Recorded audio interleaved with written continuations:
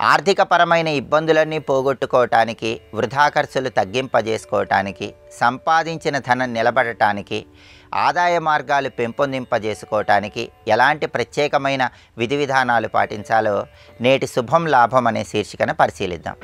ప్రధానంగా ఎవరికైనా ఆదాయ మార్గాలు పెరిగినట్లయితే దానివల్ల అవసరానికి ధనం చేతికి అందుతుంది, ఖర్చులు తగ్గిపోతూ ఉంటాయి. కాబట్టి ఆదాయ మార్గాలు పెరగాలంటే, రకరకాల మార్గాల్లో ధన ఆదాయం పెంపొందింపజేసుకోవాలంటే కొన్ని ప్రత్యేకమైన విధి విధానాలు పాటించాలి.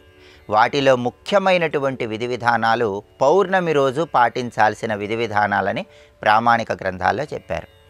ఎవరైనా సరే పౌర్ణమి రోజు ఆవు పాలతో శివాభిషేకం చేసుకుంటే ఆదాయ మార్గాలు పెరుగుతూ ఉంటాయి. అలాగే పౌర్ణమి రోజు నదీ స్నానం చేయటం ద్వారా కూడా రకరకాల మార్గాల్లో ధన ఆదాయాన్ని పెంపొందింపజేసుకోవచ్చు. పౌర్ణమి రోజు బియ్యం దానం ఇవ్వటం ద్వారా కూడా అనేక మార్గాల్లో ఆదాయాన్ని పెంపొందింపజేసుకోవచ్చు. ప్రధానంగా ఎవరైతే స్ఫటికలింగానికి పౌర్ణమి రోజు ఆవు పాలతో అభిషేకం చేస్తూ శ్రీం శివాయ నమః అనే మంత్రాన్ని 21 సార్లు పఠిస్తారో వాళ్ళకి రకరకాలుగా ధన సంపాదన పెరుగుతుంది. అదేవిధంగా వెండి లోహంతో చిన్న అర్ధచంద్రాకారాన్ని తయారు చేయించుకొని దాన్ని తెలుపు రంగు దారంతో మెడలో ధారణ చేయటం ద్వారా కూడా రకరకాల మార్గాల్లో ధన ఆదాయాన్ని పెంపొందింపజేసుకోవచ్చు. అలాగే ప్రతిరోజు కూడా రాహుకాలంలో రాహువును స్మరించుకోవటం ద్వారా కూడా సంపాదన మార్గాలు పెరుగుతాయి. ఓం ఐం రాహవే నమః అనుకుంటూ రోజు రాహుకాలంలో రాహువును స్మరించుకుంటే ధనపరమైనటువంటి ఇబ్బందుల నుంచి సులభంగా బయటపడవచ్చు.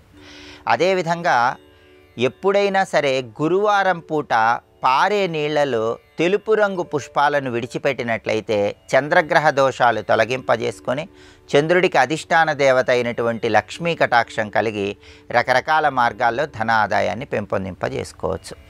ఆదాయ మార్గాలు పెరగటానికి, సంపాదించిన ధనం నిలబడటానికి రావి ఆకుల తోరణం అనేది విశేషంగా సహకరిస్తుంది.